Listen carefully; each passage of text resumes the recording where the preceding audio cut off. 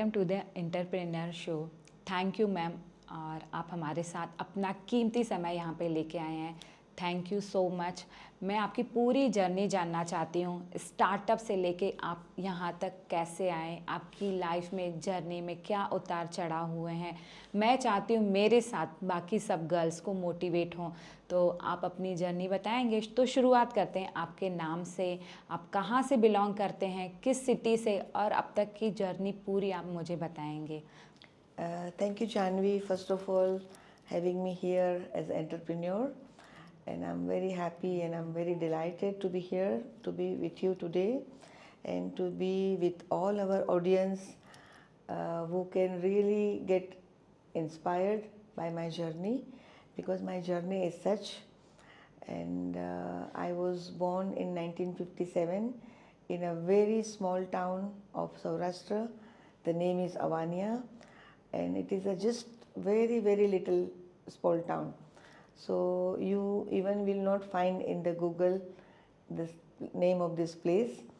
And born there, my mother was there with me. My father used to be in Oman, and me and my brother were growing up there with one of my uncle. And finally, at the age of 3, and my brother was 7, I was 4 and my brother was 7. And that time my mother took us to the Oman, where there was not even electricity that time. No cars, no electricity, no vegetables were growing there. When we reached there, we used to work in the lalten, in the furnace. And we used to eat very simple food. We used to take sugar and rice and wheat flour also from India. We used to go in a ship. And in Oman that time, even there were no cars, no flights, no cars, no electricity also. So that time we went to Oman. My father was an accountant, and when I went to Oman, the place called Matra, we were only 2 siblings that time. And after now, finally we are 4 sisters and 2 brothers. Elder is brother and the youngest is brother, and in between we are 4 sisters. Being a female child, I was seeing from the very young age, there were lots and lots of discrimination with a female child, which I used to understand at my very young age. I remember from the age of, I would say, 4, my journey, first journey to Oman, and from that time I remember almost all the things of my life. I don't know, maybe God made me a special child, maybe I had to create a history, so He made me like that. My father was not educated, but he was very intelligent, he was very hardworking, and he was an honest person. My mother was a very simple person, not educated, but very good and kind at heart.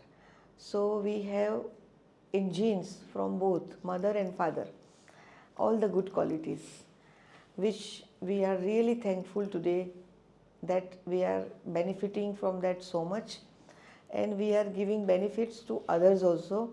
We can teach them the lessons of honesty, hard work, and every good thing. When first time we went there in Oman, my father was from a very middle class family. We were hand to mouth, and he had to work very hard, and I could see that.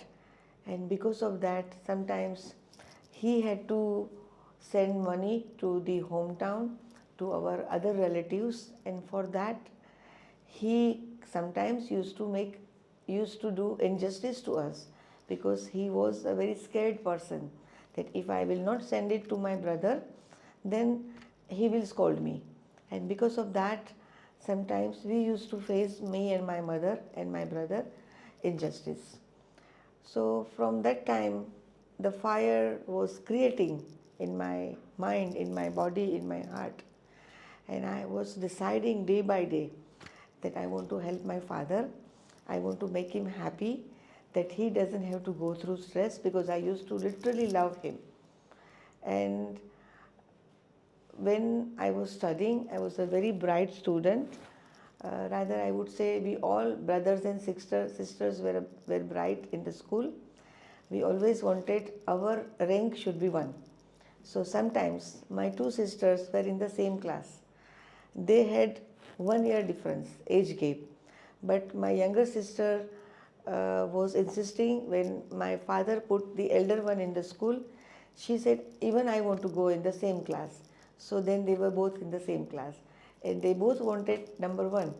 So sometimes it was very difficult, but they did not wanted to get separated as well. So they were always number one, number two, number one, number two. And sometimes my younger sister, I will tell a very funny story, that she used to hide and read some more, so she will get better marks than my other sister. It's a very funny story, but it happens between the siblings. So that is how our journey started in Oman. After I became 10 and my brother became 14, and my other two sisters became, maybe we have an age gap of 4, so the similar age, just 1 year difference. And then we all 4 brothers and sisters were sent back to India for the further studies, because in Oman that time the education was co-education. It's very surprising in that time, but it was only up to 7th standard. So then even my parents wanted to keep us there, but they did not have a choice. So finally उन्होंने decide किया कि अभी हमें India भेजना ही पड़ेगा, और वहाँ पे फिर हमने घर लिया, the cold city called Mangrol, which is in Junagadh district. And that time with my grandma and one of my grandma's sister, who got ready to stay with us. We 3 sisters and 1 brother. And that time, in that period of time, the boys and the girls were treated very differently. The boys will get all the privileges, but girls no. And my grandma, I'm not blaming her. It was the culture. So I never would like to blame anyone in my life, because I say thanks to everybody and thanks to God, that because God or maybe the elders passed us through that situation, not intentionally, but because that was the culture. So I learned specially many things from seeing that, like especially like milk, butter, माखन बोलते थे वो time पे, तो they used to hide it in a cupboard and they used to lock it and they used to give it to my brother, but not to us. So from all these things I learned a lot, that now I have to do something for the women. Because of these injustices, I learned that now women have to be on their own. And for that, in that time, there was no culture of working the girls. I started working in Oman also when I was very young. Like I used to do all the household things. We had to bring the water from the well, from the ground floor. We were staying in the first floor. The very first house in Oman, we did not have electricity, and we used to have the new built-in powerhouse next to our home. So we were all with the layers of the heat boils all the time, me and my brother, no ACs, nothing. We just had to stay with the लालटेन बोलते हैं उसको, गुजराती में फानस बोलते हैं, और वो हाथ पंखा समझ हाँ, तो पंखा भी नहीं था वो टाइम पे, तो हम लोग सिर्फ फिर वो पेपर से या तो एक हार्डवुड के पेपर से हम हवा डालते थे. और मम्मा की लाइफ भी बहुत डिफ़िकल्ट थी वो टाइम पे. She had to really work hard to meet the two ends. She used to learn the stitching from one of my father's friend, and then she used to stitch for us all the clothes because my father could not afford to get our clothes stitching out. And this is the way the journey was going on. Being in Mangrol for about from 5th standard to 8th standard, we were in Mangrol, four of us, staying with my two elderly grandma and her sister. And then finally she gave up because of the age, that now I cannot handle. He told my father that now it's not my cup of tea, so better you find a solution to make your children study. And that is how our new journey started. When we were staying in Mangrol, I used to do, take care of 11 rooms home, cooking part, my study, taking care of my two younger sisters, comb their hair, do all the requirements what they needed, because the way I was suffering, I never wanted my sisters to suffer. So I was always protecting them in each and everything. We used to do many things which people now cannot think. Like we literally used to break the koila. We used to make earlier there used to be the chan kind thing, and from that they used to make like dry thing, and then they used to burn for cooking. So I have done in my small hometown each and everything which used to be there at that time. पानी खींचना है डंकी से, छाछ बनाना है, गाय को धोना है, गाय का जो भी मतलब I don't know exact correct word for that, but like each and everything आप ही करते थे? हाँ, मैं भी करती थी, सब करते थे वो टाइम पे. But now I am telling my story, so I am telling about me. But जितने भी वहाँ पे थे वो सब करते थे. और आपके टाइम पे पढ़ाई होती थी? आप पढ़ाई कैसे करते थे? हाँ, ऐसे डे बाय डे हमारे आज के टाइम पे हमने देखा है कि स्कूल हैं, ट्यूशन्स हैं, ट्यूटर हैं, बहुत सारी फैसिलिटीज़ हमें मिली हैं, बट दैट टाइम पे आपकी जर्नी में क्या था? हमारी जर्नी जब पढ़ाई की थी तब ट्यूशन्स नहीं थे. हम लोग खुद पढ़ते थे. हमारे पेरेंट्स भी इतने पढ़े लिखे नहीं थे, तो हम खुद ही पढ़ते थे. शायद भगवान ने सब देखा होगा कि इन लोग के पास और कोई चारा नहीं है, तो इन लोग को इंटेलिजेंट बना दो ताकि वो आगे जाके एक हिस्ट्री खड़ी करे. तो हम खुद ही पढ़ते थे. जैसे छोटी बहनें थी तो उनको मैं कुछ सिखा देती थी. मैं खुद पढ़ती थी, मेरा भाई खुद पढ़ता था. सब ब्राइट स्टूडेंट्स थे. पापा को कोई टेंशन नहीं था, मामा को कोई टेंशन नहीं था कि आगे जाके बच्चे कैसे सीखेंगे, क्या सीखेंगे, उनकी पढ़ाई ठीक से होगी या नहीं. पहले के ज़माने में ऐसा ही होता था जानवी, कि बड़ा उससे छोटे का, उसके बाद का उससे छोटे का, ऐसे ही ध्यान रखते थे.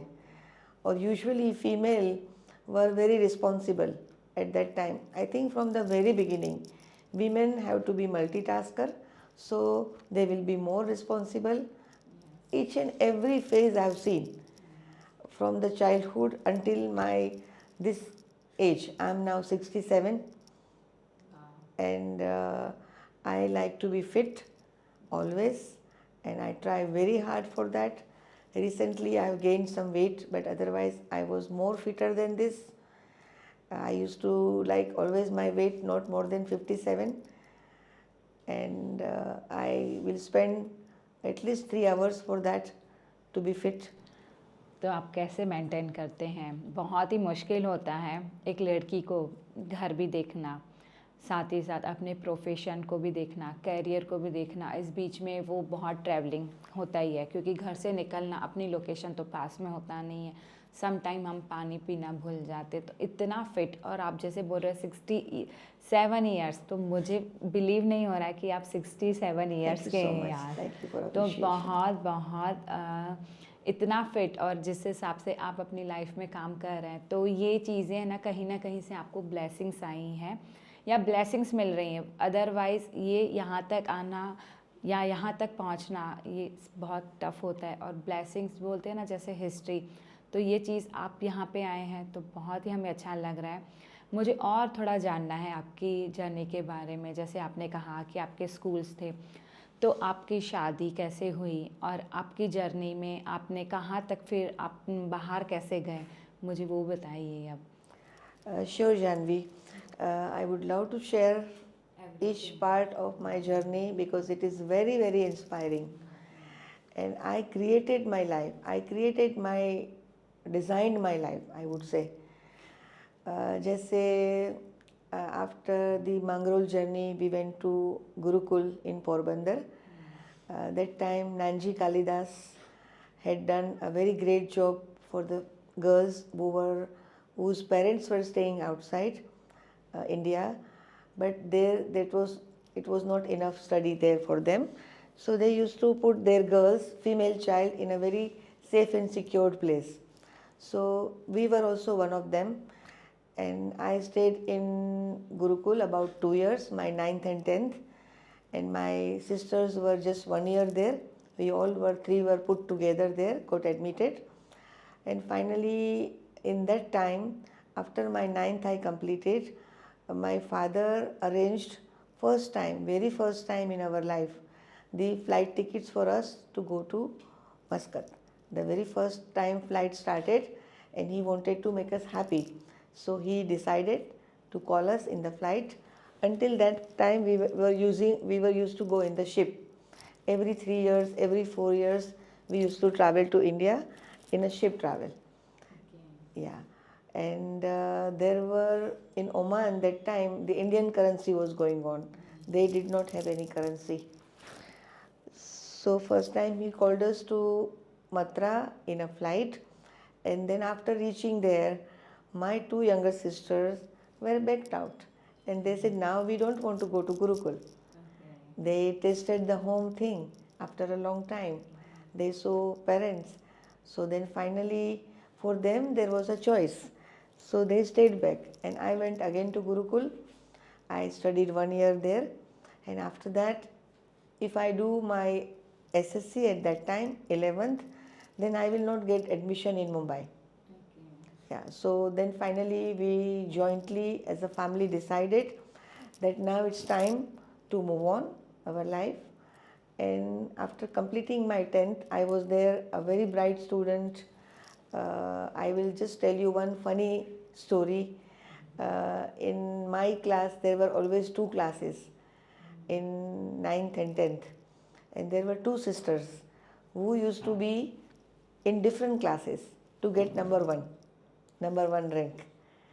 Because if they will stay in one class like my sister, then they will not do that. They will not be able to do that. So they were in a different classes, and they used to get number one in A, number one in B class. So when I went there, being a bright student, these two girls, so in that case, actually after I completed my study in Mumbai, I could not complete my study as a commerce student. My father wanted to make me a doctor. Earlier he had a plan to make my brother doctor, but it did not happen. So it came to me, but I also could not do that because of the lot of responsibility. We were staying alone in the home, 4 siblings. So the whole home responsibility was on me. Usually the male child, they don't take the responsibility, which is common everywhere in India, not the other part of the world. So then finally I could not complete my study due to some family reasons, because my mother or me had to stay with my father because of his not completely okay, his health. So then he was in Oman, and then finally my mother had to come with my last sibling, my brother, to India. So as soon as I went to Oman, I didn't wanted to stay at home and just do gossiping. I never know my next door neighbor because I'm not into gossiping at all. I don't know.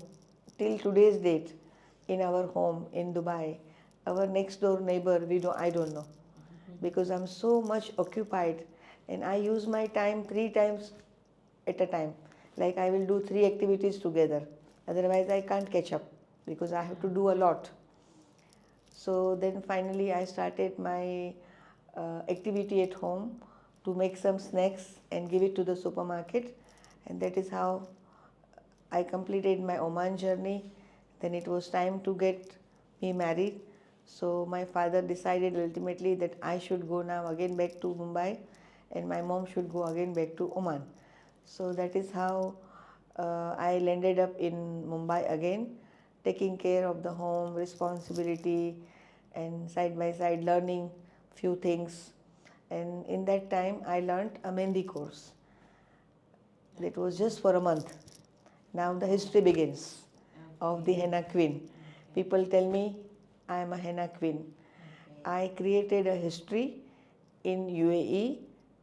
The first place was Sharjah. Finally, my husband found me uh, from his all working companions staying in the same home. He was listening about me from my cousins that my sister is like that and my sister can do this and my sister is so clever and she is into so many things. So my husband got interested, and then for some reason he came to my home in Mumbai, and the very first time when he met me, he got impressed and he proposed me, and then I told him that I am ready to get married to you. He was the first boy came in my life, but if you change your place of work, which was Oman, because I had worked in Oman, I had seen the overall work atmosphere in Oman, and I was not happy about it because I wanted to fly. I didn't want it to be in a place where I am just in the home. And I said, I want to fly, so better you change your place. So finally he decided and he told me immediately that yes, I am ready. And so that is how after our wedding, after our marriage, we landed up in Dubai, in Sharjah. Sharjah was the first place and the history began from there. I had decided to do something and we both had decided that we want to come up in life. We didn't want to show our children the time we went through. He was also from a middle class family, and his father, a very interesting story I would say here, that his father was in too much of Jyotishi. What do you call it in English? I don't know exactly. Forecast, astrology. So he used to give my husband's kundali to each and every astrologer, whoever used to come to home. And they were saying that this kundali, you just keep it aside. Don't show us. He has the yoga of seeing car and bangla and what not. So my father and all, my father-in-law and all my other relatives, they used to get surprised that how we are just hand to mouth, staying in a very small town, nobody knows us. Of course, he had very rich friends because he was also very clever. So they were surprised that how come, what will happen, what miracle will happen. So once we got married and the history began, of course, unfortunately, my father passed away before our wedding, and then we decided to start our own business. Initially, when I landed up in Sharjah, my husband was insisting me, that's also very interesting, that I should look up for a job. But I said, my husband, I cannot, that's not my cup of tea. I want to work on my own, for me, and I want to create a job industry. I want to do something new in my life. There were three options when I landed up in Oman, not in Oman, sorry, in Dubai, in UAE. One, I was very passionate about cooking. I was a very good cook, and I was good in writing, so I wanted to become a writer. And the third was Mehndi, which I was very, very allergic. And when I was learning, that time my teacher used to tell me that this girl is going to make my name, because the way she is allergic to Mehndi and the way her eyes are watering, but still she is not giving up. And that is how it started. One fine day, my teacher also came to work for me, which I was not comfortable at all. But she said, it's fine. I want to work. I need a job and I want to come. And I want to come and work with you. So that is one more very unique thing. The teacher comes and works for you. I always respect her a lot. She is the first stone in my life from which the Mehndi became my business.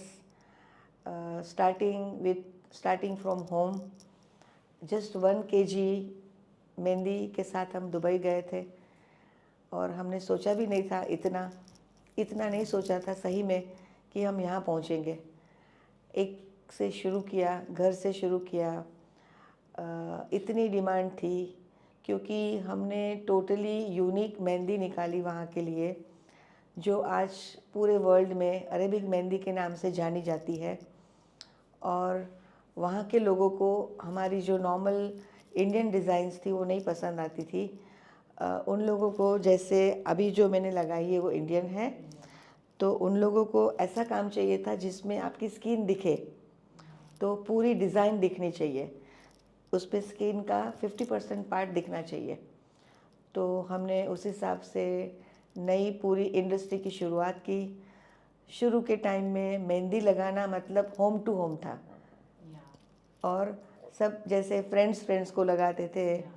हमारे वो time पे हम जब Dubai गए, मैं जब Dubai गई तो वहाँ पे ये जो काम था मेहंदी लगाने का, वो ईरानी औरतों ने अपने पास रखा था।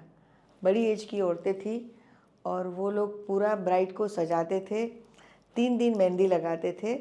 एक बार लगाई निकाली, दूसरे दिन लगाई निकाली, वापस तीसरे दिन लगाई निकाली, to go the colour very deep in the skin. अच्छा, इसीलिए 3 दिन तक रखा जाता 3 दिन लगातार लगाते थे। अच्छा। हम आए, फिर उन्होंने वही हम दुराग्रह रखा कि हमें 3 बार लगानी है।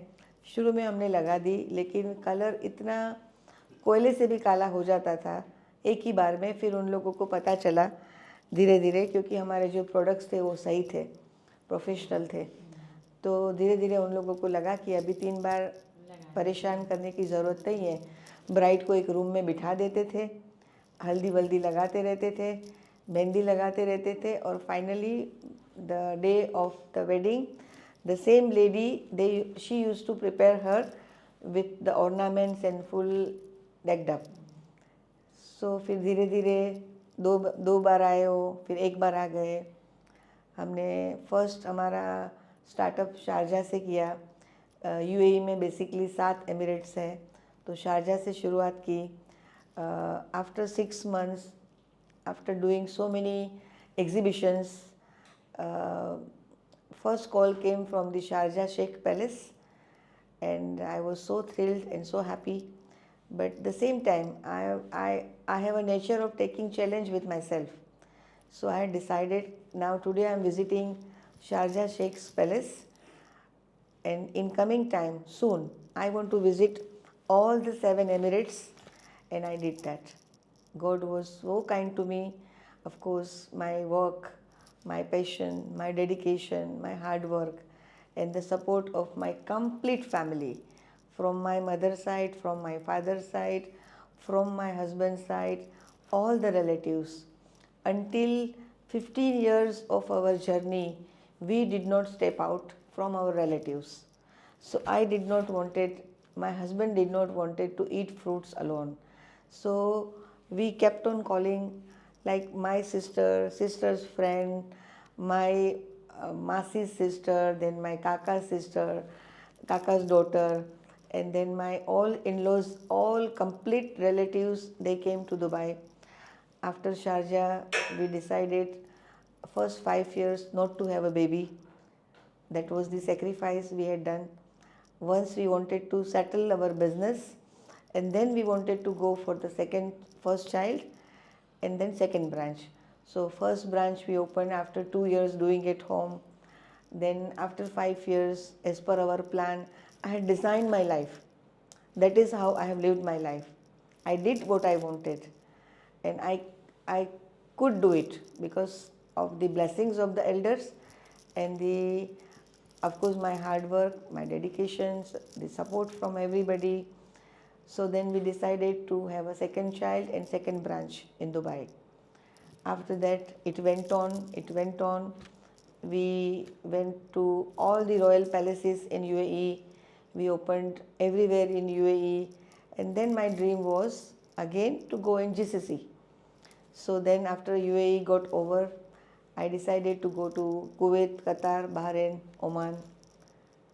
And then finally I wanted to be in Saudi also, so I could complete the GCC. But in Saudi that time the policies were not that open and there were very strict rules, and the age limit also was very high for a female to come into business, to come into work industry. Like 40 was the age limit. So at the 40 it's very difficult to teach our thing. We started with Mendi, and then until 15 years we did just Mendi, nothing else, for 20 hours, 22 hours, and we have a record of working 24 hours at the stretch. 48 hours also I have worked. We used to filter Mendi, we used to make thousands and thousands of cones at one stretch. Our Mendi became so popular in UAE that with one just small cone, if they will show it to the taxi driver, they will reach you to the place. So we started with one Arabic name before, which was Salon Al Arusa Lil Henna, because in that time they were not giving us Indian name. Okay. That time पे वो आपका. So we had to start with Arabic name, and then after half of the journey we wanted always Rachna, but our henna was always Rachna from the beginning. So they just were calling Rachna Salon only. So we started with salon, first henna salon, then we came to beauty salon plus henna, and then we came to spa. So we started expanding our activities, and today we have almost top to toe spa in each of Emirates. We used to have 24 branches once upon a time, but because of COVID and because of some other circumstances, we had to close down few. So right now we have 14 running salon and 2 on the way. And still we have a plan until God gives me energy and I want to open more and more. But the main interesting thing I would share, that behind all these things, the women empowerment was my main aim, my main purpose, and I did that. I gave jobs directly to thousands and indirectly to thousands, because I was the first brick in UAE, in Sharjah, to put of Arabic henna, and then it went on, it got spreaded, and now the Arabic word, Arabic henna word is famous all around the world. Whenever the henna artist will come, she will ask you which design you want. You want Arabic, you want Indian, or you want semi-Indian, or you want semi-Arabic. So Arabic word, Arabic henna is the word been created by me, by Rachna Thakkar. There is an interesting story with my name as well. I was Sharda Davda at my home, but my husband found the name old, and to be very honestly, I also was not very happy with my name. But my father-in-law was very upset when he found that we are changing the name. So after I got married and I flew to Dubai, flew to Sharjah on 22nd of August 1980, I became Rachna Thakkar. Rachna means creation. So maybe I had to create a history. Maybe I had to do the creation of this job industry. And this name also gave me very good vibes, and it was proper name for another country to be, because Sharda would not have given that impact. Still, my documents are all carrying Sharda name only. Sharda means Saraswati. Rachna means creation. To go in a country where you don't know the language and to start a business is not an easy thing. But God was very kind to us, I would say. When we gave a small advertisement after I rejected to do the job. I just went for one interview and I said no, nothing doing. I'm going to do my own thing. I have my stuff and I want to start Mendi business. We had gone with the plan. It was all fixed plan. I just went with 1 kg Mendi, the best super Mendi from Rajasthan. And today's time also, our Rajasthan Sojat Mendi is the best. We tried some other countries Mendi also. They are good, but it's not available in a bigger quantity. They don't do it in a commercial way. So with 1 kg Mendi, we went and I gave a small advertisement, classified advertisement in one of the famous newspaper, Khalij Times at that time, or it was Gulf News maybe, I don't remember exactly, and it picked up. Then we never looked back. There were 5 kilometers line. The people, the clients were coming and sitting outside our salon from 5 a.m. in the morning. We were not able to sometimes eat our food in time. We used to do 17, 18 brides at a time. It was one by one by one. I will go in the salon. I was the only one. I used to create designs from my mind, no papers. When I was doing until 15 years, there were no papers, there were no copying, nothing. I used to do what comes in my mind and the people used to copy.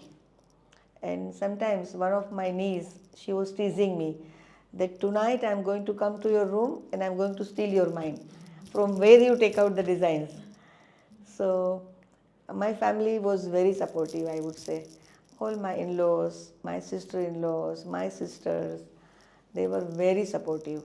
And we gave chances, we gave opportunities to all our relatives. Once the relatives were over, then we stepped out to outside world. And the first time we gave an advertisement in Rajkot to find the girls, we never call our employees our staff. We always call them our daughters, our girls. So the advertisement response was tremendous. Almost 500 application came. And then every year I used to come to Rajkot. I used to have my fixed place in Silver Palace Hotel and I used to have my fixed room. And then we were conducting the interviews. And after certain years, then there was no need to go to the any part of the India to select the staff because they used to come through. Like you came, then your friend will come, then her sister will come. That is how it went on. Now we have almost 10 to 15 countries, nationality who are working for us. In Mendi side, usually we have Gujarati and we have from Saurashtra. We have from other parts of the India also, like from Dehradun, from Mumbai, from Nasik, from Pune, from everywhere, all over India. And then there, we need specialized staff who are preferable by the local clients. By the way, we learned Arabic and we have a fixed rule in our salons that whoever comes to join us, they have to learn Arabic. At that time, nobody could speak a single word of Arabic. Now the younger generation, they do. And we have now 4 generations coming to our salon. Grandmother, mother, her daughter and her child. So 4 generations in 4 decades. They get early wedding in that part of the world. So the journey went on and I'm very happy about my journey. It was not easy, but it was not that painful as well because the blessings were there, God's grace was there and the support was there. But the main person, the leader, I was like a lioness. I want to do means I want to do. I have planned and I have designed my life in a way that what I wanted, I achieved. And we were never looking back to India. People were insisting. I was not on a social media at all because we did not need it. Yeah. We did not require it. Just one word and the mouth spread, it will be mouth spreaded. Whenever we open our new branch, we just put a standee in the old branch And whenever we enter the new branch after the decor and everything, I was the one who used to do each corner of my salon or of my spa by my hand, by my mind. I will not allow anybody to touch it. I was a very, very self-sufficient, and I want to do everything in a perfect way. So I would give my success key are dedication, punctuality, perfection, hard work, and never give up. So these are the main key points. Even though sometimes somebody will not support me, I said, don't worry, you just sit. I am the one, I will do it. I'm not going to be dependent on you. I am a person who wants to do it and who will do it. मुझे अब और बाकी लोगों को आपकी journey के बारे में अभी तक तो आपने बता दिया, अब आपकी फैमिली के बारे में बताइए। आपकी फैमिली में कौन कौन है, आपके कितने बच्चे हैं, और साथ ही साथ आपके हस्बैंड आपकी लाइफ में कितना रोल प्ले किया है। जैसे आपने कहा कि आपकी शादी से लेके आप यहाँ तक आ गए शाहजहाँ, तो उस उतार चढ़ाव में उन्होंने आपको कहाँ तक साथ दिया, और अभी वो कहाँ पे, हर इवेंट में या आप कहीं पे भी जाते हैं वो साथ में ही होते हैं आपके? हर इवेंट में तो साथ में होना पॉसिबल नहीं है, क्योंकि उनका भी खुद का बिजनेस है। वो तो अभी ना, लेकिन जब आपने स्टार्टअप हाँ, किया जब भी था, हमने तब से हाँ। हाँ, जब भी हमने शुरू किया था तो उनका मॉरली, मेंटली हमेशा साथ था। फिज़िकली जहाँ पे ज़रूरत होती थी तभी होता था, क्योंकि उनका भी खुद का भी काम होता था, और उन्होंने भी ऑलमोस्ट 8 इयर्स और किसी के लिए काम किया था। और मैं हमेशा उनको बोलती थी कि आप आपकी एनर्जी आपके लिए यूज़ करो और आप जॉब क्रिएट करो। लेकिन 8 इयर्स तो उन्होंने नहीं सुना था, वो जॉब करते रहे बड़ी डेडिकेशन के साथ। फिर उन्हें आया समझ में कि नहीं, अभी टाइम आ गया है, तो फिर उन्होंने अपने खुद के बिजनेसेस चालू किए। तो शुरू में साथ तो पूरा था, हाथ में हाथ लेके ही चले हैं शुरू से। काफ़ी सारी चीज़ें, मेरा काम था मनी प्रोड्यूस करना, उनका काम था मनी को हैंडल करना। और आज की तारीख में वो पार्ट मैं नहीं संभालती हूँ, क्योंकि एक डिवाइड हो जाए हस्बैंड वाइफ के बीच में तो ज़्यादा अच्छा होता है, ताकि वो उनका रोल करे, मैं मेरा रोल करूँ। तो हम ऐसे ही चले, एक गाड़ी के दो पहियों की तरह ही चले। मेरे दो बड़े बेटे हैं, दे आर 40 एंड 38, और हमें बेटी चाहिए थी। जब फर्स्ट कंसीव हुआ तभी भी बेटी चाहिए थी, it did not happen. Then second time conceive किया, वो टाइम पे भी हमें बेटी ही चाहिए थी, लेकिन नहीं हुआ। फिर थर्ड टाइम भी हमें ट्राई करना था बेटी के लिए, क्योंकि हम दोनों को बेटी बड़ी पसंद थी, और हमारे काम को आगे बढ़ाने के लिए एक खुद की बेटी भी होना ज़रूरी था। But it did not happen. So we have so many daughters from our field, and काफ़ी सारी जिनको भी हम देखते हैं तो बेटी बना लेते हैं। तो बेटी का प्यार बहुत हमें मिस होता था। फिर मेरे दोनों बेटों की शादी टर्न बाय टर्न हुई, तो दो बेटियां आ गई घर में। छोटे बेटे की शादी पहले हुई, और बड़े बेटे की शादी अभी अप्रैल 2024 में हुई। तो now we have one daughter in our home, her name is Riya, and my another daughter-in-law of my younger son, we call them daughter only, and we treat them like daughters only. Everybody says the daughters will be very lucky, whoever will be in your home. So one is in America. I have a grandchild of 13 years old, and we are based in UAE from past 44 years. Keep on traveling, keeping in mind, never leave the children alone when they were young, and now they are all on their own.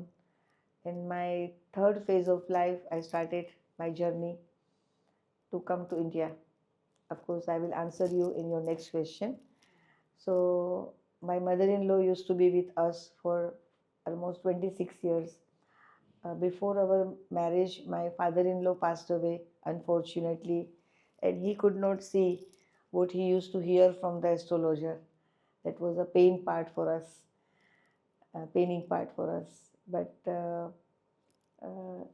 God always decides the destiny. But we took care of our mother, my mother-in-law. I have never called her my mother-in-law. I never called her my sas. I always used to call her mom, ba. In today's time, I don't remember my mother as much as I remember my mother-in-law, my husband's mother.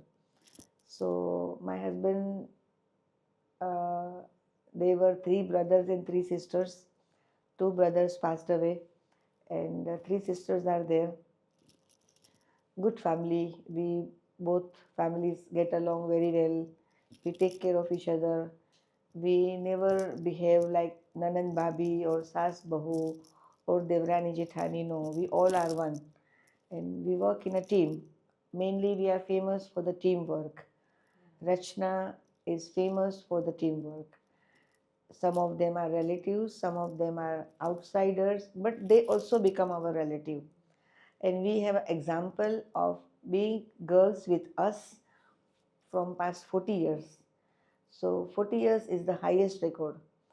I used to have my cook at home who used to do overall responsibility of the home for almost 35 years. When my elder son was 3 months, she joined us, and she was unmarried all her life, totally dedicated, and she was with us for 35 years. वो महाराष्ट्र से है, अभी भी है। वो आपके यहाँ पे आप रहने ही आ गए, आप हाँ, लेके आ गए हाँ, हो? हमारे यहाँ ही रहते हैं। जो भी हम बुलाते हैं, जैसे वो हमारे घर में काम करते हैं तो हमारे घर में ही रहते हैं। हम उनको खाना पीना, अकोमोडेशन, टिकट्स, वीज़ा सबका खर्चा देते हैं। और जितनी भी लड़कियों को हम इंडिया से बुलाते हैं, फिलीपींस से बुलाते हैं, मोरक्को से बुलाते हैं, सीरिया से बुलाते हैं, जो जो हमारे काम के यूज़फुल में मतलब आते हैं, जैसे हमारे कोई भी एक्टिविटीज़ में जो यूज़फुल होते हैं, तो उनको हम उनके कंट्री से ही बुलाना है, वैसा वहाँ का रूल है। तो दुबई में जैसे स्पॉन्सरशिप है, काफ़ी साल तक हमारे जो भी सलोन्स थे वो वहाँ के लोकल्स के स्पॉन्सरशिप के नीचे ही चल रहे थे। अभी धीरे धीरे वहाँ के रूल्स सब चेंज हो गए हैं, तो now we can own our own business. तो ये काफ़ी सारा दुबई का भी हमने उतार चढ़ाव देखा। जब हम गए थे तो कोई हाईवेज नहीं थे, कोई ब्रिजेस नहीं थे, कोई बड़े बड़े होटल्स नहीं थे, हाई राइज बिल्डिंग्स नहीं थे, सब हमारे सामने हमने देखा। So we saw the very old time, the middle time, and now we are seeing the very modern time, current time. So we saw the same way in Dubai also. When we entered, there was not a even single highway between Dubai and Sharjah. So we saw everything, and I would say here to the Dubai UAE government that I'm very thankful. We are very thankful to Dubai government who supported us in each and every way. So that's why we are here today. They were very supportive. In today's time also they are very supportive. I used to go to UAE's President Sheikh Zayed home, and he used to call me that you are our bulbul of UAE. People tell me, why don't you take UAE passport? You are eligible now. But I am proud to be Indian, and I would have my Indian passport until the last breath of my life. That is what I have decided. And I never like to take any favors from anybody for which I'm not eligible, or I don't like to ask anything from anybody.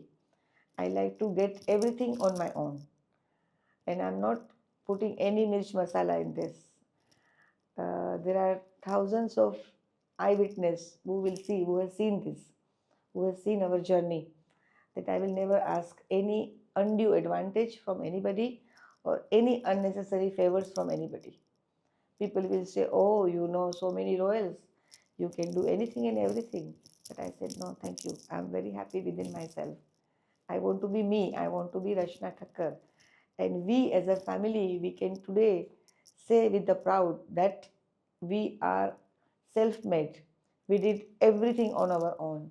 No favors, nothing. People used to call Mendi Wali, and I used to hate that word. That why? the Mehndi girls, they work so hard. Why can't you just tell them henna artist, Mehndi artist? And I used to hate that word. I wanted to change that, and I did it. Now, henna salons are big, big. One of our biggest area-wise salon is 10,000 square feet, which is in Sharjah, where we started from. I used to take challenges that this year I want to do this branch. After 2 years, I want to do this branch. But I remember one of my brother-in-law, he used to tell me, every time, whenever I have a chance to speak this, I will say, he used to tell me that you are handling your business with emotions. But if you handle just with the mind, you could have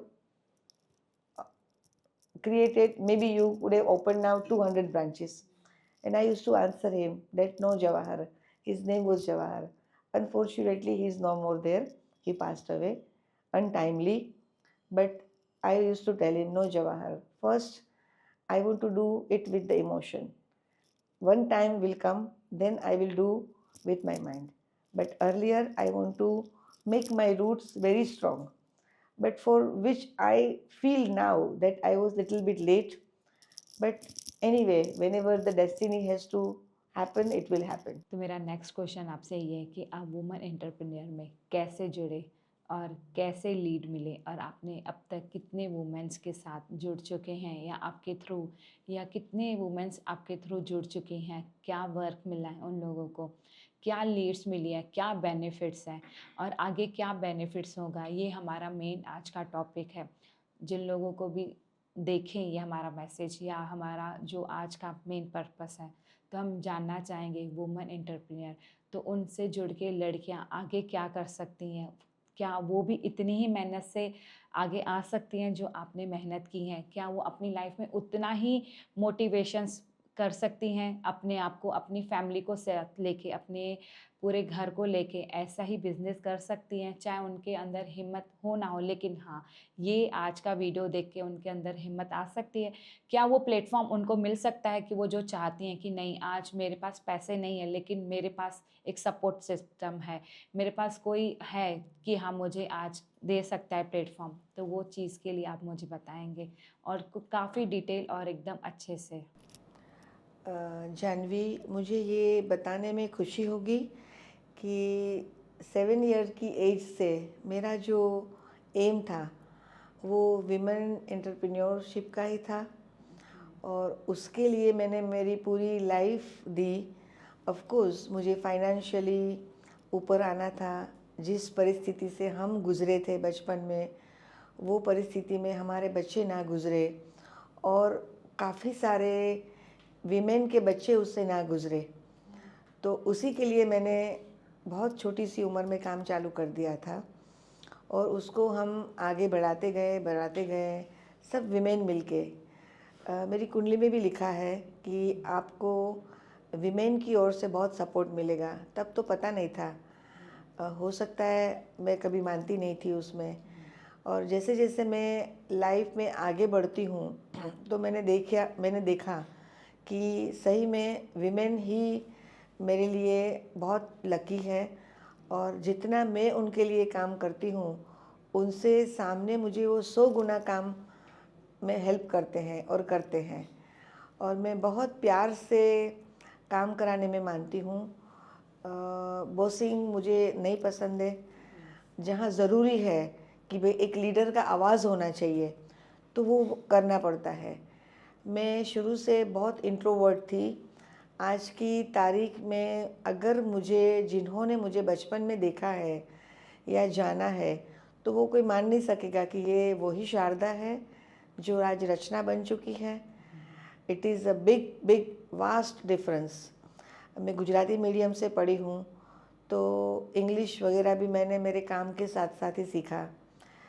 मेरे husband ने account में graduation किया था तो वो BCom किया था और उन्होंने सीए के लिए भी ट्राई की थी तो वो सक्सेस नहीं हो पाए। लेकिन मेरी सिर्फ इंटर तक की पढ़ाई, जो मैंने एग्ज़ाम भी नहीं दी है, मैं मुंबई में चर्च गेट में एचआर कॉलेज की स्टूडेंट थी। But due to some circumstances मैं एग्ज़ाम नहीं दे पाई थी। और आगे बढ़ने के लिए पढ़ाई या डिग्री ज़रूरत नहीं है, वो मैं मेरे एग्ज़ाम्पल से बोल सकती हूँ। मैंने डिसाइड किया था कि जिसने पढ़ाई की है उनको तो सब लोग जॉब देंगे। ऑफ कोर्स उनको भी बहुत कंपटीशन से गुज़रना पड़ता है। आजकल डिग्री के इतने सारे बंडल्स हो, फिर भी जॉब मिलना इतना इजी नहीं होता है कोई भी इन वर्ल्ड के कोई भी पार्ट में, क्योंकि कंपटीशन है। Population is more than the job availability. तो पढ़ाई ना करते हुए भी अगर हम वीमेन को जो छोटे छोटे गांव से हैं उनको हम चांस दें और हम उनको ऐसा हीरा बनाए कस कस के, और मैं जोहरी हूँ जैसे, तो मैं किसी को भी अगर इंटरव्यू लेती हूँ तो मैं पहचान जाती हूँ कि ये हीरा है भविष्य का, इसको हम कस सकते हैं, इसको हम साफ कर सकते हैं, शार्प कर सकते हैं, और वो ज़रूर एक दिन ऐसा हीरा बनेगा कि वो उनका खुद का, उनकी फैमिली का और हमारा भी नाम रोशन करेंगे। और वैसे काफ़ी सारे हीरे मैंने आज बनाए हैं, जिसमें से काफ़ी सारे मैंने अभी भी अपने पास ही रखे हैं। हमारे पास रिकॉर्ड है 40 इयर्स का हाईएस्ट जो हमारे साथ है। और एंटरप्रेन्योरशिप के बारे में मैं बात करूँ तो काफ़ी सारे अवार्ड्स मिले हैं, काफ़ी सारे बुक्स में हम आए हैं, और काफ़ी सारे लोगों को मैं मना कर देती हूँ क्योंकि मेरे पास टाइम नहीं होता है इंटरव्यू के लिए। लोग मुझे हंसते हैं कि आप कैसे इंसान हो, लोग प्रशंसा के लिए क्या क्या नहीं करते, लेकिन मुझे काम में ही इंटरेस्ट था। तो ना कभी हमने इंडिया की ओर आने का सोचा था, बस काम में इतने बिज़ी थे। फैमिली को संभालते संभालते काम करना भी इतना इजी नहीं होता है, फिर भी हमने वो कोई भी हाल में डिटर्मिनेशन नहीं छोड़ा। काफ़ी सारे ऐसे सर्कमस्टेंसेस आ जाते हैं इन बिटवीन द जर्नी कि कभी कभी फोर्स भी किया जाता है कि अभी बस हो गया, अभी छोड़ दो, अभी क्या करना है, अभी सब है। लेकिन सब है तो आप और भी कर सकते हो ताकि आप और लोगों को काम दे सको। मैं मेरे हस्बैंड को हमेशा बोलती हूँ कि जब तक हम पॉकेट में से कुछ ना दे, और काफ़ी सारे सलोन्स हमने पॉकेट में से देकर भी चलाए थे क्योंकि इमोशनल अटैचमेंट हो जाता है और लोगों से काम छीनना अच्छा नहीं लगता है, तो हम चलाते हैं।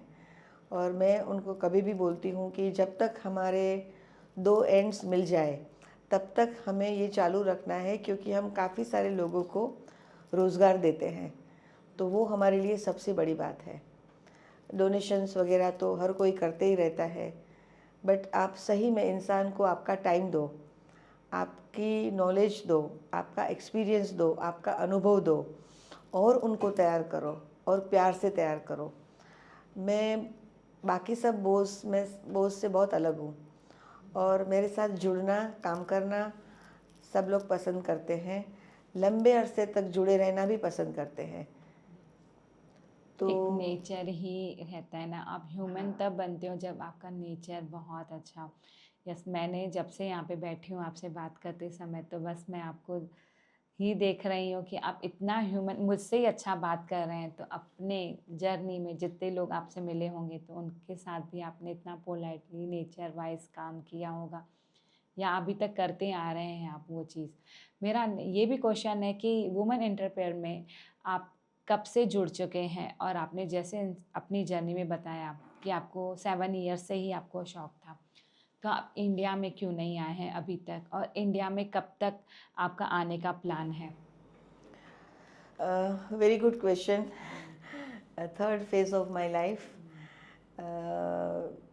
everyone was telling us to come back to India and do something in India. अब तो सब कुछ हो गया है। एग्जैक्टली कि अभी तो आपने तो पूरा आपके कर लिया, सब आपके जो जो ड्रीम्स थे वो पूरे हो गए।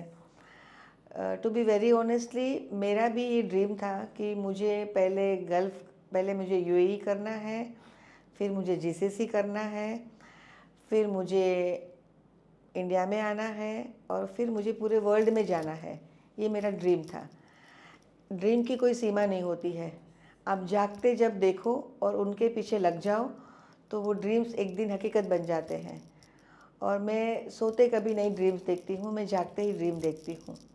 ये मेरी लाइफ का उसूल है। जो करना है आज करो, कल पे मत छोड़ो। आज का काम अभी करो, कल का काम आज करो, और कभी भी डिपेंड मत रहो फ्यूचर पे। You don't know what will happen tomorrow. तो बिलीव इन वर्क। जैसे मैं काम करती हूँ तो मैं जब मेहंदी लगाती थी खुद, 15 साल मैंने खुद मेहंदी लगाई, तो मैं कभी भी कस्टमर का चेहरा नहीं देखती थी। ना तो उसने क्या ज्वेलरी पहनी है वो मैं देखती थी, ना उसने कौन सा पर्स कैरी किया है वो देखती थी, या उसने कैसा अटायर पहना है, कभी भी नहीं। सिर्फ मेरा माइंड, मेरा हाथ, मेरा कोन और कस्टमर का हाथ।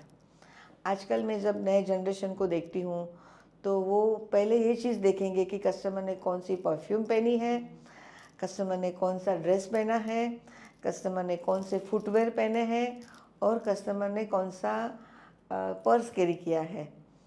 तो मुझे बहुत ताज्जुब होता है। लेकिन हमारा टाइम अलग था और हमें हिस्ट्री क्रिएट करनी थी, तो हम ये सब चीज़ें नहीं कर पाते। और जब तक मैं काम करती थी, मेरा कोन मेरे हाथ से छूटा नहीं था। कोन्स बनाने से लेकर घर घर पैदल जाके पैम्फलेट्स बांटने तक का काम, ड्राइवर का काम, पोस्टमैन का काम, सबको छोड़ना लेना, इमिग्रेशन जाना, सबकी फॉर्मेलिटीज़ पूरी करना। अरेबिक का नॉलेज भी नहीं था। हम लोग बहुत कभी कभी डिफरेंट सिचुएशंस भी फेस करते थे। इंडिया में काम करना और दूसरे देश में काम करना दोनों सेम बात नहीं है।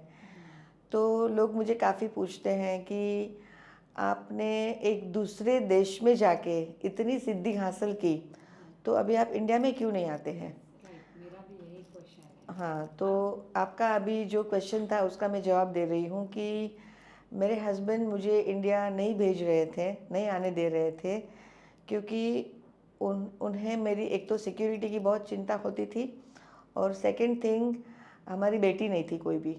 तो हम आगे इतना एक्सपांड करेंगे, तो बेटे भी बोलते थे कि आप इतना एक्सपांड करते हो तो यूएई में तो वहाँ पे यूनिसेक्स सैलून नहीं होते हैं। हमारे हस्बैंड्स, सन्स, जो भी कोई रिलेटिव होते हैं वो सैलून में एंटर नहीं हो पाते हैं। कभी कभार रात को हमने पार्टी कर ली तो हम वो कर लेते हैं, लेकिन otherwise they can not enter our saloons. तो कभी कभी उन्होंने कोई ब्रांच तो देखी भी नहीं होती है।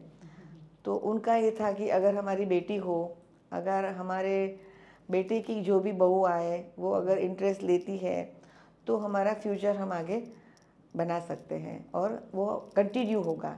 जैसे एक लेगेसी मैंने बना ली, मैंने मेरा ब्लड उसमें डाला, खून पसीना डाला। अगर वो आगे जाने के लिए अगर कोई नेक्स्ट लीडर ना हो, नेक्स्ट फ्यूचर फेस ना हो, तो फिर क्या आगे जाके। तो मैं हमेशा जवाब देती थी कि कोई बात नहीं, हमारे जो सब हमारे डायमंड्स जिन्होंने हमें संभाल के रखा है वो हैंडल कर लेंगे। उनको मैं उस तरह से तैयार करती थी। मेरी पॉलिसी हमेशा बांटने की थी, मैं कभी अपने आप में नहीं रखना चाहती थी। हम दो हैना आर्टिस्ट ने एक साथ जर्नी चालू की थी 1982 फरवरी में, 1980 फरवरी में, नो 1981 फरवरी में। तो मेरे साथ एक औरत थी, एक लेडी थी जो भी हैना लगाती थी, मेहंदी लगाती थी। वो मुझे हमेशा डांटती थी कि रचना आप इतने सारे लोगों को सिखा देती है और आपका सब एक्सपोज कर देती है, तो फिर हमारा काम चला जाएगा। तो मैंने उनको हमेशा ये बोला कि Afifa, my vision is different. I want to be all around world. I want to teach everybody so that I can expand. I will work, I will make other people work with me together, and then we will take ahead the journey. And that is what I did. That मैंने शुरू किया, सबको सिखाना चालू किया। हमारे वहाँ proper सबको ट्रेनिंग दी जाती है, लैंग्वेज की, एटिकेट की, डिज़ाइनिंग की। और हम एक कोयला चुनते हैं जिनके हाथ में आर्ट है, और फिर हम उन्हें बड़े आर्टिस्ट बनाते हैं। और आज की तारीख में हमारे यहाँ जितनी डिज़ाइंस का हमने कलेक्शन जमा किया है वो हम गिन नहीं सकते हैं। और हर एक गर्ल को, हर एक स्टूडेंट नहीं हुए हमारे पास, हम क्लासेस नहीं चलाते हैं दुबई में, यूएई में। हम उन्हें सिखाते हैं जो हमारे लिए काम करते हैं, और फिर वो हमारे यहाँ का जो कॉन्ट्रैक्ट है मिनिमम 6 इयर्स का, वो कंप्लीट करके अपने अपने कंट्री में जाके खुद अपना करियर स्टार्ट करते हैं। और जिन्हें कंटिन्यू करना होता है वो 40 साल तक भी कंटिन्यू करते हैं, और उनकी पोजीशन फिर धीरे धीरे बढ़ जाती है। और हमारे खुद के रिलेटिव्स हमारी हर एक यूनिट में एक की पोजीशन पे है। पहले हम उनको बुलाते हैं, सिखाते हैं, घर के मेंबर की तरह रखते हैं, और फिर उन्हें एक एक पोजीशन देने लगते हैं। और अगर उनका कम टाइम है तो हम उनको साथ साथ में ट्रेनिंग भी देते जाते हैं, और फिर एक दिन वो इतने काबिल बन जाते हैं कि वो पूरा यूनिट हैंडल कर सकते हैं। ऑफ कोर्स जो मेन मैनेजमेंट रहता है वो मेरा रहता है। अगर कोई काबिल हो तो उनको मैं काफ़ी सारी अथॉरिटी भी दे देती हूँ ताकि मैं और एक्सपांड कर सकूँ। तो मेरी जो पॉलिसीज़ है वो हमेशा वाइड है, मतलब मैं छोटे में नहीं मानती हूँ। मेरे नंद थे, एक बड़ी हंसने की बात है, तो वो मुझे हमेशा बोलते हैं कि तू अगर बीमारी भी लेती है तो बड़ी लेती है, छोटी चीज़ों से तेरे को संतोष नहीं होता है, और अगर तुझे करना भी है तो 1-2 से तुझे मज़ा नहीं आता है, तुझे बहुत करना है। मैं बोली हाँ, ये मेरा नेचर है, और मुझे इसी तरह से काम करना है ताकि मैं काफ़ी सारे लोगों को इंस्पायर कर सकूँ, उनको काम दे सकूँ, और वो भी इंस्पायर होके आगे जाके दूसरों को काम दे सके। तो अभी हमारी जो पॉलिसी है वो इंडिया हम कैसे आए उसकी बड़ी रसप्रद कहानी है। मेरे मुंह से वो मुझे बोलने बहुत अच्छा लगता है। जब भी मैं ये बोलती हूँ तो मैं बहुत खुश हो जाती हूँ कि इंडिया आने का जो मेरा सालों से सपना था उनको साकार करने में एक बहुत ही फेमस इन्फ्लुएंसर, उनका नाम कुलदीप जी है, और वो पॉजिटिव पाजी, उनको सब लोग जानते हैं।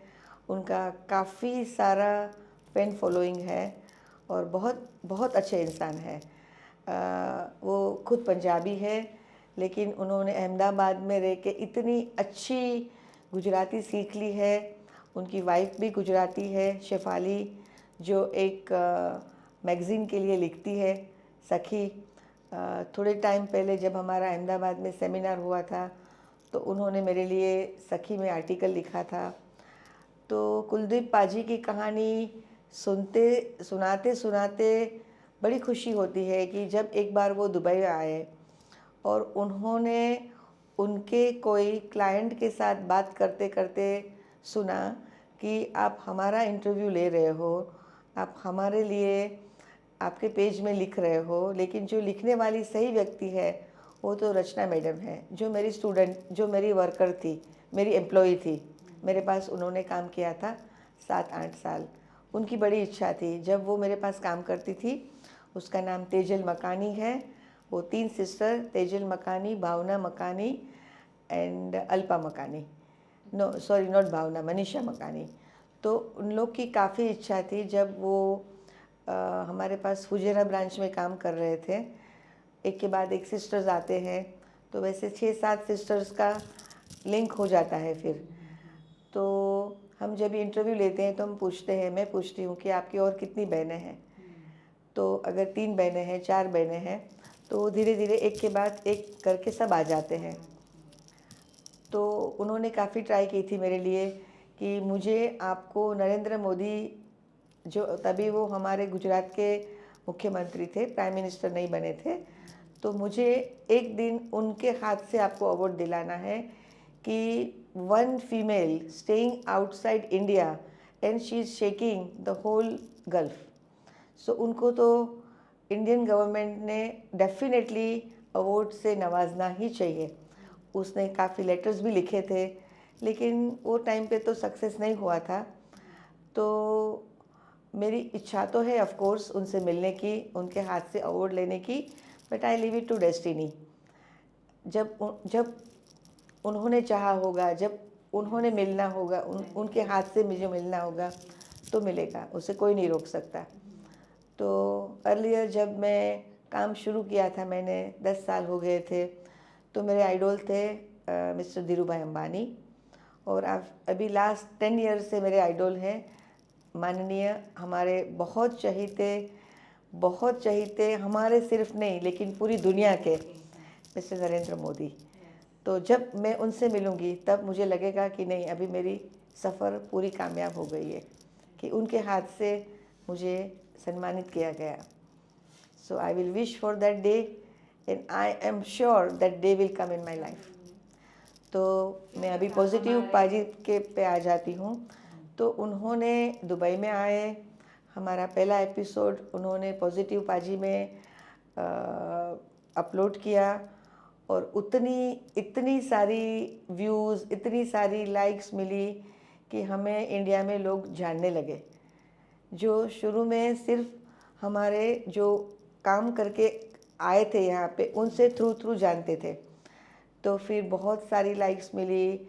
फिर उन्होंने हमारे यहाँ सेकेंड विज़िट की। हमारे एक सैलून जो सिर्फ एक ही साल में बहुत सक्सेसफुल हुआ था, क्योंकि हमने वो राइट जगह पे खोला था और बड़ी मेहनत से खोला था। सिर्फ एक ही हफ्ते में हमने वो सैलून चालू किया था और मैंने खुद घर जा के, मेरे पाँव को तब लेग इंजरी हुई थी, लेकिन मैंने हार के नहीं बैठी। मैंने खुद जाके पैम्फलेट्स बांटे घर घर पे। डेज़र्ट था वो टाइम पे, गर्मी का टाइम था, वहाँ पे डेज़र्ट है तो बहुत गर्मी होती है। तो गाड़ी में घर घर जाके सैलून में सबको काम पे बिठाती थी, मैं खुद जाके बांटती थी और फिर मैं आगे की जर्नी में जाती थी। तो वैसे हमने वो ब्रांच को एक साल में इतना सक्सेसफुल बना दिया कि जब उसकी फर्स्ट एनिवर्सरी आई तो हमने कुलदीप जी को न्योता दिया कि ये हमारी ब्रांच के फर्स्ट ईयर कंप्लीशन की एनिवर्सरी में आपको आना है, हम आपको चीफ गेस्ट बना रहे हैं और आपके हाथ से केक कटेगा। और उन्होंने इतने प्यार से हमारा न्योता स्वीकार किया और उन्होंने हमारे घर पे आए, वो हमारे घर पे आए और उन्होंने अपने 5.5 घंटे घर पे दिए और 5.5 से 6 घंटे हमारे सैलून को दिए। और हर एक के मुंह से हमारे जो पार्टी के जो मेंबर्स थे वो दिन के गेट टुगेदर के, वो सब हमारे इंचार्ज थे, कोई भी काम करने वाले नहीं थे, जो इंचार्ज पोजीशन पे है वही थे। उन्होंने अपना कीमती टाइम दे के हर एक के मुंह से उसकी कहानी सुनी और उन्होंने सबको बताया वो टाइम पे कि ये जो मैडम है वो पारसमणि है, उनको अगर एक बार किसी ने छू लिया तो उनकी लाइफ बन जाती है। और सबके मुंह से भी यही कहानी थी। मैं मेरे मुंह से तारीफ़ नहीं करती हूँ, लेकिन जिनको भी आगे आने का नसीब में लिखा होता है वो मेरे साथ जुड़ जाते हैं कोई ना कोई बहाने। तब से हम इंडिया में आने लगे by the news and on the Insta. हम सोशल मीडिया में नहीं मानते थे पहले, और एक टाइम आया कि हमें वो भी सिखा दिया, क्योंकि आज का टाइम तो जो बोलते हैं उनके बेर बिकते हैं। What shows it is there. People do little and show more, and they have been selected. हम वो नहीं करते थे, हम हमारी काम पे ही जाते थे। हमारा काम अच्छा होगा तो लोग हमारे पास सामने से आएंगे। बट आजकल के ज़माने में मैं एग्री करती हूँ कि वो बात सही नहीं है। सस्ते वाले लोग बिक जाते हैं, बोलने वाले लोग बेर बेच देते हैं, हम कभी कभी पीछे रह जाते हैं, लेकिन हमें उसका कोई अफसोस नहीं है। हमारा एक नाम बन गया। फिर हमने पॉजिटिव पाजी ने हमारी संस्था को इनवाइट किया कि आप क्यों इंडिया नहीं आते, हम आपका एक सेमिनार रखते हैं अहमदाबाद में और उसमें हम एक मेन प्रोजेक्ट शुरू करेंगे जिसका नाम है अहम शक्ति, मतलब मेरी शक्ति। जो शक्ति से मैंने काफ़ी सारी शक्तियों को पैदा किया और वो भी उसका मल्टीप्लिकेशन कर रहे हैं।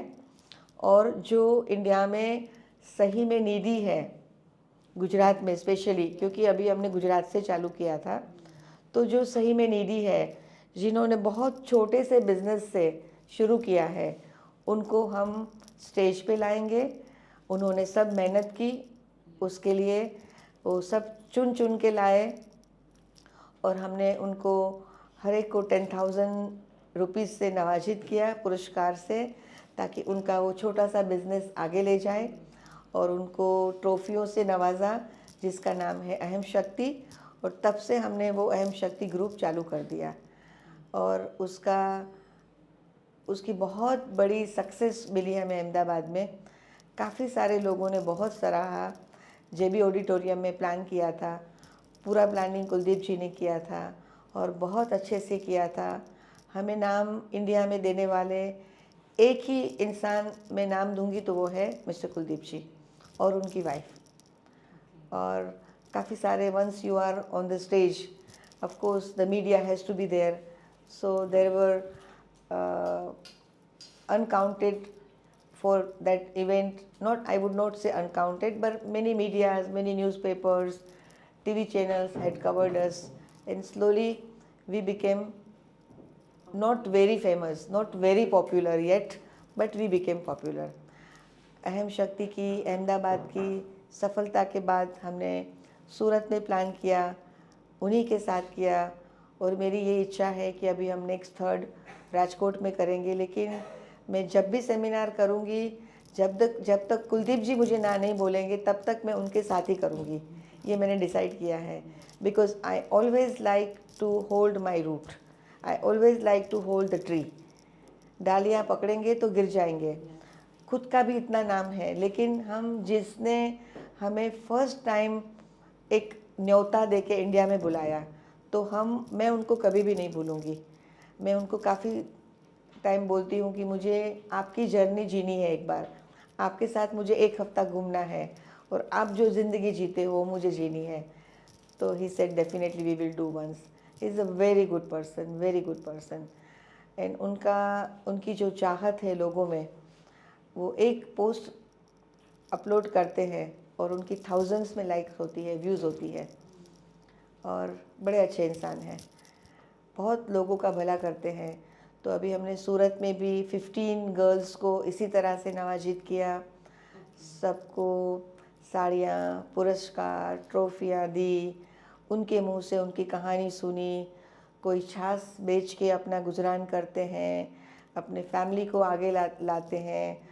और एक सबसे बड़ा एग्ज़ाम्पल जो मुझे टच कर गया वो ये था कि एक छोटी सी 21 इयर्स की, हाइट बहुत छोटी है क्योंकि उनका ग्रोथ नहीं हुआ है, जिनको सांस लेने के लिए भी मशीन साथ में रखनी पड़ती है, और उनको नाउ एंड देन हॉस्पिटल में आईसीयू में एडमिट होना पड़ता है, और वो वहाँ बैठ के भी अपना जो क्रिएटिविटी का काम है वो चालू रखती है। डॉक्टर्स उनको सैल्यूट करते हैं कि आप किस किस्म की बनी हो। और वो बहुत प्यार से मेरे लिए और पॉजिटिव पाजी के लिए हमारा ड्राइंग, हमारा स्केच बना के लेकर आई थी। और हमने जब उनकी स्टोरी स्टेज पे सुनी तो हमने उनको सैल्यूट किया, हम उसके पैर पड़े कि हम पूरे हाथ पैर वाले, दिमाग वाले जो कुछ कर रहे हैं वो आपके सामने कुछ भी नहीं है। आप एक, जब उनको मैंने बोला कि आप एक ये होकर आप इतना काम कर सकते हो, तो उन्होंने मुझे टोका कि ये मैं इस तरह से हूँ, वो मेरी शक्ति है। तो हमने अहम शक्ति का जो हमारा प्रोजेक्ट चालू किया था और मज़बूत हो गया, और तब से हमने डिसाइड किया कि ये अभी अहम शक्ति हमारा एक ग्रुप हो जाएगा। धीरे धीरे हम उनको बहुत ही पॉपुलर करेंगे। उसमें काफ़ी सारे लोग जुड़ते गए हैं, सब रेडी है कि आपके ये काम में हम भी आपके साथ हैं। तो काफ़ी बड़े बड़े लोग इसमें जुड़ते गए हैं। और अहमदाबाद के सेमिनार में जो विज़िटर्स थे, उन्होंने मुझे वहाँ से चूज़ किया ये आज के पॉडकास्ट के लिए, और 100 एंटरप्रेन्योर्स को जो वो अवार्ड दे रहे हैं, उनमें से मुझे एक होने का सौभाग्य उन्होंने दिया। उन्होंने बोला कि आपको नॉमिनेशन में डालने की कोई ज़रूरत ही नहीं है, आप एक अवार्ड विनिंग के लिए पूरी तरह से काबिल हो। कि उन्होंने फिर मुझे पॉडकास्ट के लिए बोला। वो ट्रिप में मेरे लिए पॉसिबल नहीं था। फिर हमने सूरत में ट्राई किया था, बट वहाँ पे भी पॉसिबल नहीं हुआ because of the rainy season. And फिर अभी अहमदाबाद में जब मैं आई तो उन्होंने देखा इंस्टाग्राम में, मैं यहाँ पे आई थी एक बिज़नेस मीट के लिए, एंटरप्रेन्योर्स की मीट के लिए, उनको सुनने के लिए। मैंने बोला मुझे तो लोगों ने काफ़ी सुना ये लास्ट 2 मंथ्स में, अभी मुझे उनको सुनना है। तो उसके लिए हमने एक आरंभ में बिजनेस एंटरप्रेन्योर्स की एक मीट रखी थी। बड़ी सक्सेस मिली उनको उसको, और हम ऐसे अभी काफ़ी सारी करेंगे बड़े नंबर्स के साथ। काफ़ी सारे लोगों ने बहुत सराहा, बहुत खुशी हुई। काफ़ी लोगों ने बोला कि हमने डिसाइड किया था कि ये ईयर में हम काम छोड़ देंगे, रिटायर हो जाएंगे, हमारे डॉग के साथ हिमालय चले जाएंगे। तो फिर मैंने बोला, और जब उन्होंने मुझे आते हुए देखा मीट के लिए, और जिस तरह से उन्होंने मेरी फिटनेस, जो अभी तो इतनी नहीं है बट हो जाएगी भगवान की दया से, वापस से मेरे पूरे प्रयत्न रहेंगे उसमें, तो वो लोग शॉक हो गए कि if a 67 years old lady can do this, why not we. तो उन्होंने सब ने अपने माइंड चेंज कर दिए। जो स्टेज फियर फील करते थे, तो उन्होंने माइक पकड़ लिया हाथ में, और बहुत खुशी खुशी हमने वो मीट की, और काफ़ी सारा लोगों ने सराहा। तो ऐसे ही अभी हम इंडिया में करते रहेंगे। काफ़ी सारे प्रोजेक्ट्स हमने इंडिया के लिए भी सोच के रखे हैं, जो हम धीरे धीरे इम्प्लीमेंटेशन करते जाएंगे। और मेनली हमारा जो हमेशा फ्रंट रो में रहेगा, टॉप लिस्ट में रहेगा, वो होगा अहम शक्ति और विमेन एम्पावरमेंट। तो I think I have answered all your questions. Is there any more? Because I have a lot to say. Maybe we can write a book on me. Yes, एक book लिखना चाहिए। जैसे हम यहाँ पे किसी को भी थ्रू ही मैसेज, या आपको कोई अच्छे से जान सके, तो एक बुक के ज़रिए ही जान सकता है। तो हमारा नेक्स्ट ये रहेगा कि आपका एक बुक हो जाए, जिसमें आपकी पूरी हिस्ट्री से लेके, जर्नी से लेके, और आप कितनी गर्ल्स को इतना मोटिवेट करते हैं, वुमेन्स को, और साथ ही साथ जितने भी गर्ल्स हैं उनको आप इतना अहम शक्ति और अपना अहम भूमिका निभा के आप इतने बाहर रह के भी यहाँ पे इतना आप आते हैं। तो मेरा यही रहेगा कि आप हमेशा इतना सब कुछ करते हैं, उसके लिए थैंक यू। और आज यहाँ पे आप अपना पूरा समय दिया, पूरा कीमती समय आप पूरा यहाँ पे 100% आपने दिया, उसके लिए भी thank you so much. You are most welcome, Janvi. I really loved this podcast to be handled, to be done by you, and your name means a lot. So I'm very happy to be with you. आपने हर एक नाम की meanings बताई है, मुझे भी एक नाम की मेरे Janvi means Ganga, जानवी से। Bhagirathi. Yeah. तो थैंक यू अगेन। आप ऐसे ही बुक के साथ मेरी एक्सपेक्टेशंस यही रहेंगी कि आप इंडिया ही सेटल हो जाए, ताकि जो इंसान ऐसा लगे ना नहीं ये दूर है, नहीं, अब ये मेरे पास है, वो मेरी शक्ति मेरे पास में है। बोलते हैं ना, हम भगवान हमारे साथ है, तो हम यही चाहेंगे कि हमारी शक्ति हमारे साथ है, पास में है। भगवान ने चाहा तो ये भी हो जाएगा। लास्ट में ये मैं बोलना चाहूँगी कि रचना है ना मीन्स बेस्ट है ना, एंड ब्यूटीफुल हैंड्स मीन्स रचना है ना।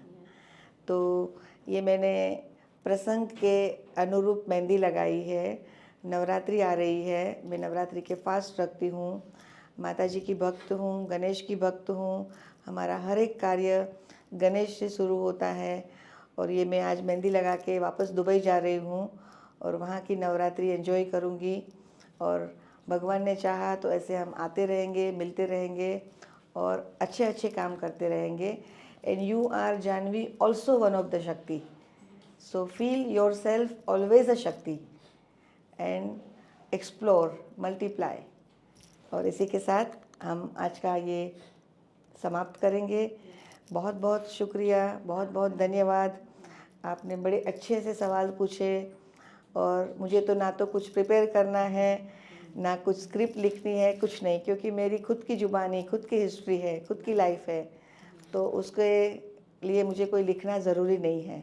सो thank you all the listeners, and thank you once again Jahnavi. Thank you so much, आपने इतना टाइम हमें कोऑपरेट किया, हमने जो जो सवाल आपसे पूछे आपने उसको आप पोलाइटली इतने प्यार से हैंडल करके और पूरी अपनी शुरुआत से लेके अभी तक की जर्नी इतनी अच्छी तरीके से बताया, उसके लिए थैंक यू। मैं चाहती हूँ इस मैसेज के थ्रू सब लड़कियाँ एक मोटिवेट बने अपनी फैमिली के लिए, ताकि वो भी शक्ति जो उनके में है और एक अच्छा प्लेटफॉर्म जो आप दे रहे हैं वो हर किसी को मिले, ताकि वो इंडिपेंडेंट बने और अपने फैमिली को बहुत अच्छा आगे लेके जाए। जो आपने सपने देखे थे आज आपने स्काई फ्लो किया है, तो बाकी लड़कियां भी करें और साथ ही साथ ये पूरा देश भी एक स्वर्ण जैसा हो जाए। Thank you, thank you so thank you much. Once again. Thank हम you. सब के लिए यही विश करेंगे Wishes रहेंगे कि कि सब एक अहम शक्ति हो जाए, है ही, लेकिन और इंस्पायर होके और अच्छे से आगे बढ़े लाइफ में और सबका भला हो, सबका, हमारा भला, सबका भला, देश का भला। Thank you.